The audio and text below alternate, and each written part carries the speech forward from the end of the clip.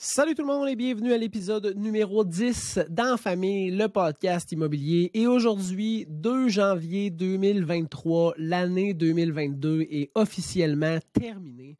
Et pour ceux qui me suivent régulièrement sur les réseaux sociaux, vous savez que j'analyse les statistiques immobilières à la fin de chaque mois. Et là, vous allez avoir 6 analyses immobilières que vous allez pouvoir voir sur mon channel YouTube Service Immobilier qui traite dans le fond de décembre 2019 contre décembre 2022 pour le Québec, l'Estrie, Sherbrooke, Magog, Bromont et Grimby. Mais là, je voulais faire une petite analyse immobilière plus poussée un peu au niveau des statistiques immobilières du Québec. On va varier entre l'année 2019 et l'année 2022, puis on va se faire un petit scénario et si. Mettons, qu'est-ce qui arriverait si? Puis on va voir l'impact qu'une petite ou des petites décisions pourraient avoir sur le marché immobilier. Parce que l'année 2022, là, ça a été une année qui n'a pas été en dents de scie. Ça a été en montagne. Là. Il y a eu une grosse ascension janvier, février, mars, avril. Avril, là, on a atteint le pic COVID. Fait que de tous les mois de la COVID, là, le mois d'avril 2022 a été le pic. Je me rappelle qu'en moyenne, de mémoire, c'était à Sherbrooke, les propriétés se vendaient à 111% du prix affiché. C'est incroyable. Ça veut dire qu'une propriété en moyenne qui se listait, mettons, à 300 000 sur le marché, se vendait 333 000. Ça fait pas de bon sens. Tu comprends que c'était démesuré, c'était pas quelque chose qui était réaliste, qui était durable. Puis c'était pas quelque chose qui était le fun à vivre non plus pour les acheteurs, pour les courtiers, pour les vendeurs, c'était assez plaisant, mais pour le reste des gens et des acteurs de l'immobilier, c'était vraiment pas le fun. Puis même pour les inspecteurs en bâtiment, tu sais, la majorité du temps, l'inspection était comme on mettra pas l'inspection, on veut que notre offre passe là, tu sais là. Puis c'était pas quelque chose qu'on conseillait, mais c'était quand même une réalité qu'on voyait. Fait que ça a été dur pour plusieurs personnes, groupes de personnes. Donc, bien content que l'année 2022 soit terminée. À partir d'avril, donc mai, juin, juillet, août, septembre, octobre, novembre, décembre, ça a été en normalisation. Là, il y a des gens qui disent que le marché s'est brisé, qu'on était en début de récession, que le marché était en grande descente. Vous connaissez mon opinion si vous écoutez mon podcast régulièrement. Là, moi, je préfère dire normalisation parce que puis on va se parler des statistiques, là, vous allez voir qu'il y a quand même eu un gain qui a été conservé en termes de qualité, de rapidité, de montant de vente qu'on n'a pas perdu. Donc, c'est pas un marché qui est en déclin, c'est un marché qui est en normalisation et thank God que le marché est en normalisation parce que on n'aurait pas pu rester aussi farfelu que ça l'a été depuis les 2 dernières années. Donc, commençons tout de suite. Moi, j'aime analyser tout ce qui est résidentiel. Donc, tout ce qui est copropriété et propriété unifamiliale. Fait que rien d'agricole, rien de commercial. Vraiment, là, des propriétés, des ventes de propriétés pour du monde qui veulent habiter. Hein? On part sur cette base-là. Là. Donc, on va analyser certaines statistiques, le délai de vente médian, le nombre d'inscriptions en vigueur, le prix de vente versus le premier prix que la propriété a été affichée sur Internet, le prix de vente médian et le nombre de ventes. Donc, ça va être les 5 statistiques qu'on va analyser. Puis, par la suite, on va se faire un petit « qu'est-ce qui arriverait si ?» Puis, je vais vous donner des petits changements que les vendeurs, parce que c'est pas mal eux qui vont dicter comment le marché va se passer pour cette année, là, d'après moi, là, comment ça pourrait affecter le marché immobilier, puis comment qu'on serait capable de le garder très stable. Donc, commençons tout de suite par l'analyse un peu du Québec. Au niveau du délai de vente médian, entre 2019 et 2022, là, on est passé de 48 jours, qui était excessivement rapide, à 22 jours, qui est encore plus excessivement rapide. Puis ça a été créé par un peu l'offre et la demande. Il y a très peu de propriétés qui étaient sur le marché pour le nombre d'acheteurs, pour le nombre de gens qui voulaient devenir propriétaires, pour le nombre de locataires qui ne voulaient plus être locataires parce que l'incertitude, parce qu'ils ne voulaient plus habiter en ville, cet exode aussi des villes vers les campagnes, vers les plus petites municipalités a fait que il y a eu beaucoup de demandes avec une offre qui était vraiment pas présente. Fait que le délai de vente s'est raccourci énormément. Dès qu'il y avait une propriété qui arrivait sur le marché, il y avait 15, 20, 30, 60 visites. Des visites qui normalement étaient d'une heure étaient réduites à 15 minutes, 20 minutes. Puis ça, c'est un traumatisme qui est encore resté. Donc les gens se dépêchent encore quand même à aller visiter. Les courtiers ont encore ce réflexe-là de conseiller, de rapidement se déplacer pour aller visiter les propriétés pour pas qu'ils passent sous le nez de leurs acheteurs. Donc, le délai de vente présentement là, est excessivement rapide puis risque de le rester encore pour 2023. Au niveau du nombre d'inscriptions disponibles pour les acheteurs, il y en avait 43 000 en 2019. On a descendu, puis là, je vais faire le breakdown en 2019 et 2022 parce que c'est intéressant, là, de 43 000 à 28 000 en 2020, à 19 000 en 2021, à 30 000 en 2022. Qu'est-ce qui a fait qu'on a accumulé autant de propriétés en une année sur le marché? C'est potentiellement les prix. Fait que le taux, deux choses, je pense. Là, on va essayer d'y aller avec les deux raisons majeures. Le taux d'intérêt, qui réduit le pouvoir d'achat des acheteurs, bien évidemment, parce qu'entre 1,2 % d'intérêt puis 5,5 %, ça fait une différence sur le calcul de tes paiements mensuels. Ça, c'est sûr et certain. Puis les vendeurs veulent avoir le prix le plus élevé, c'est sûr et certain. Mais le prix le plus élevé par rapport à quoi? Par rapport à la juste valeur marchande ou par rapport à ce que les voisins ont vendu il y a 6 mois, 1 an et demi? Je te dirais probablement plus ce que les voisins ont vendu dans la dernière année. Puis vu que c'est un marché qui est en normalisation, c'est plus un point de repère qui est vraiment concret, qui est fonctionnel, qui est adéquat. Tu peux plus regarder ton voisin qui a vendu en avril puis dire « Ouais, mais lui, il a vendu 425 000. Moi, ma maison est pareille. C'est sûr je vais vendre 425 000. » Non, c'est pas parce que c'est le même bien que ça vaut la même valeur aujourd'hui. Et c'est là la juste valeur marchande versus, mettons, l'évaluation municipale ou c'est la valeur dans un temps donné. Ça, c'est important de le comprendre parce que c'est ça qui fait qu'il y a plus d'inscriptions sur le marché présentement parce qu'il y a encore beaucoup d'acheteurs qui cherchent. Il y a encore énormément d'acheteurs qui n'ont pas réussi à trouver leur propriété durant la COVID. Puis, là, je dis durant la COVID comme si c'était terminé, là, mais durant cette époque-là, ce moment de folie-là, il y en a plein qui n'ont pas réussi à trouver leur propriété et qui cherchent encore.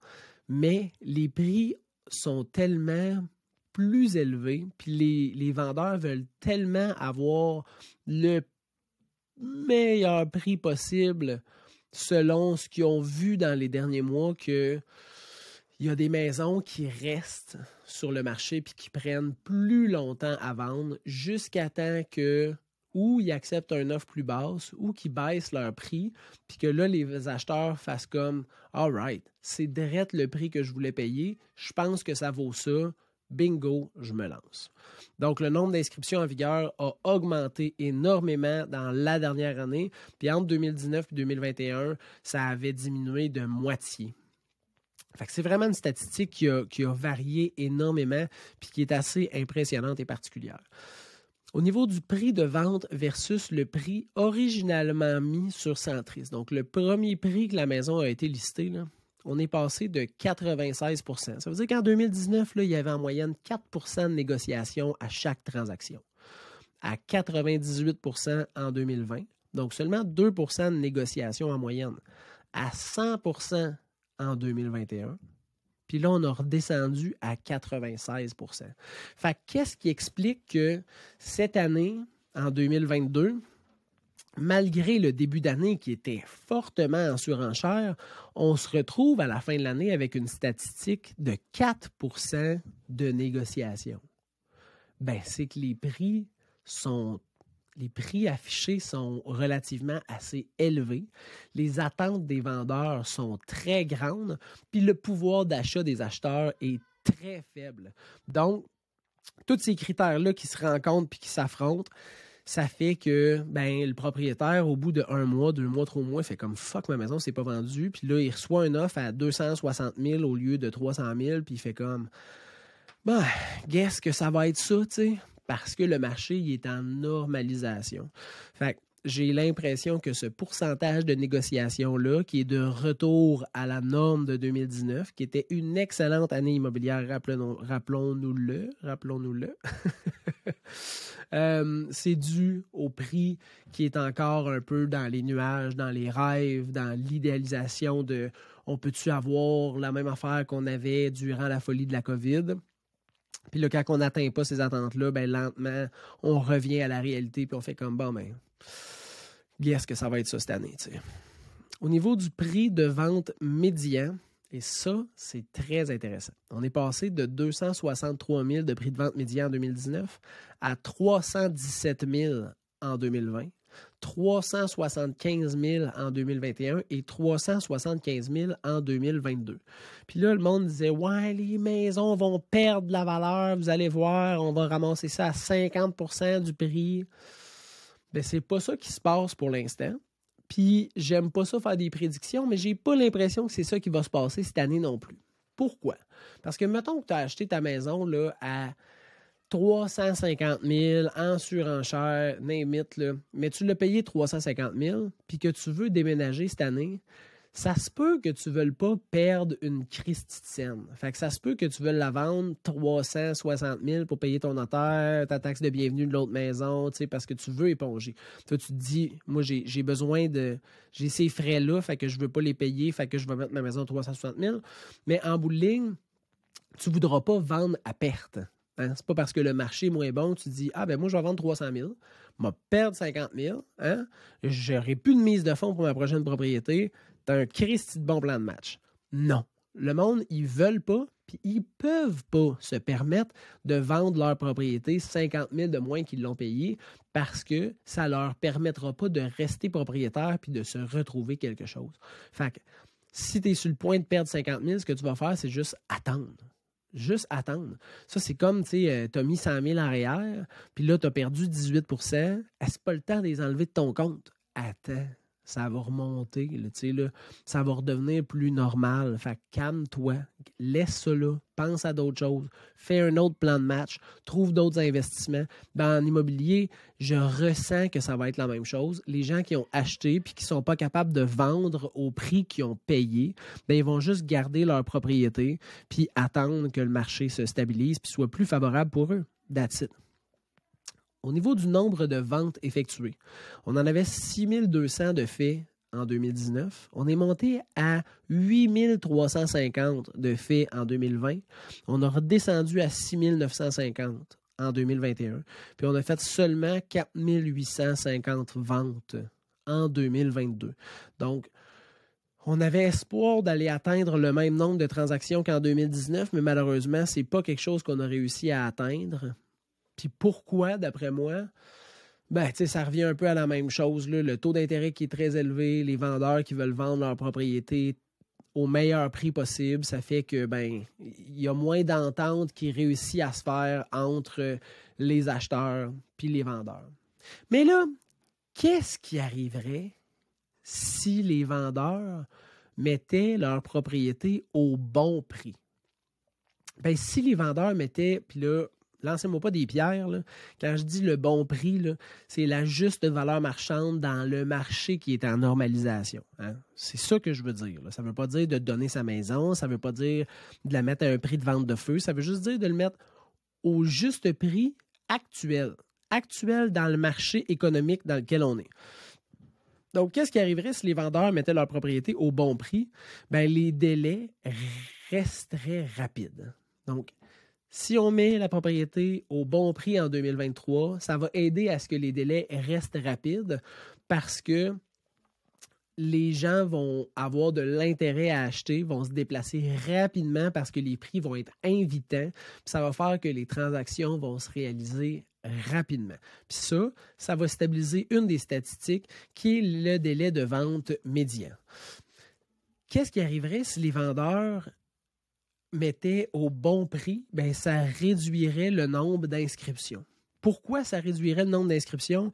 Parce que les maisons se vendraient. Hein? C'est simple.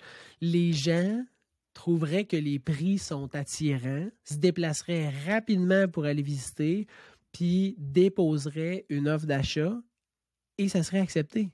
Parce qu'ils déposeraient une offre d'achat probablement au prix affiché ou au-dessus parce qu'il y aurait potentiellement des offres multiples. Donc, d'avoir un réalisme dans le prix affiché viendrait aussi réduire le nombre d'inscriptions qui seraient en vigueur.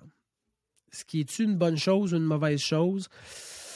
Je ne sais pas. Mais en créant plus de transactions, les vendeurs voudraient aussi mettre leur propriété plus sur le marché, donc ça mettrait plus d'inscriptions. Donc, de mettre au bon prix, en tout cas, on peut s'assurer que ça réduirait le nombre d'inscriptions et le délai de vente parce que ça ferait des transactions.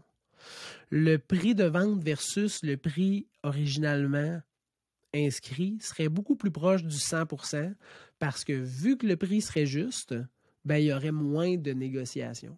Fait que les vendeurs pourraient atteindre leur objectif de vente initial, puis les acheteurs seraient bien contents de payer le prix qui est affiché. Fait que ça serait win-win pour tout le monde. Le prix de vente médian va diminuer potentiellement légèrement parce qu'il n'y aura pas nécessairement de grandes surenchères ou rester très, très similaire. Mais le fait qu'il va y avoir une faible inventaire, ben, ça va quand même créer un engouement dans le marché immobilier. Puis ça, ben, ça va quand même venir stabiliser le prix médian parce que le prix médian est vraiment affecté par l'offre et la demande.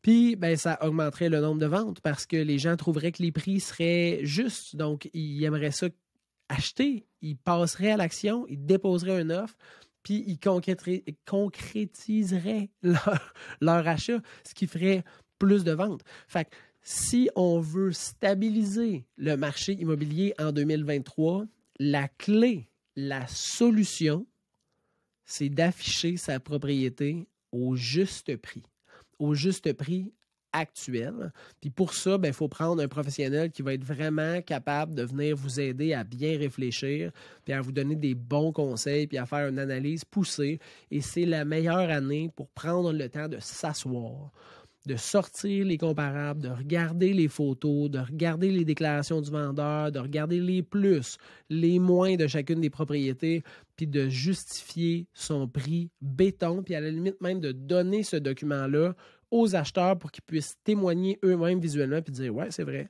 ça fait du sens ».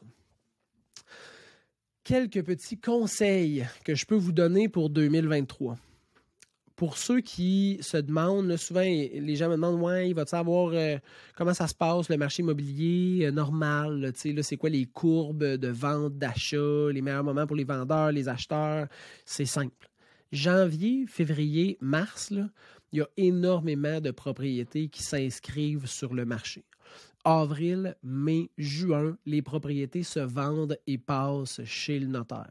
Ça veut dire, puis là, le reste de l'année, c'est relativement assez flat. Là, la grosse courbe, là, c'est janvier, février, mars, avril, mai, juin.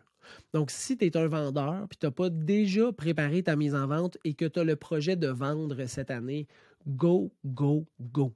Janvier, février, mars, il y a énormément d'acheteurs qui regardent parce qu'ils n'ont pas renouvelé leur baux, parce que ceux qui avaient des maisons de premier acheteur ont vendu à ceux qui étaient locataires, donc se cherchent une nouvelle maison. Fait que ton timing est excellent pour mettre ta propriété sur le marché. Si tu es un acheteur, dépêche-toi à rencontrer un courtier immobilier qui va pouvoir automatiser ton système de recherche puis t'aider à se structurer parce que l'inventaire va être à son plus haut en janvier, février, mars, mais il va aussi avoir énormément d'acheteurs qui vont chercher en même temps que toi. Fait que sois bien structuré, bien automatisé, puis pogne-toi un professionnel qui va t'aider, qui est sa balle, qui a une bonne disponibilité, puis qui va être capable de venir t'assister dans ton projet parce que ça va être un moment rock and roll, mais ça va être un moment où il va y avoir beaucoup d'inventaire. Donc, c'est le meilleur temps de l'année pour toi afin de regarder. Merci d'avoir été avec moi pour l'année 2022. De m'avoir suivi sur mon nouveau projet de podcast qui est un peu fou, d'avoir écouté mes capsules sur YouTube, d'avoir fait des transactions avec moi, de m'avoir référé des clients. C'est super gentil, je l'apprécie énormément. N'hésitez pas aussi, si vous avez des questions, à m'écrire au info@serviceimmobilier.ca. Ça va toujours me faire plaisir de vous aider et de répondre à vos questions. On se revoit au prochain épisode, donc l'épisode numéro 11 pour un prochain sujet immobilier. Et d'ici là, je vous souhaite un très bon début d'année. Merci beaucoup d'avoir été là. On se revoit bientôt. Bye.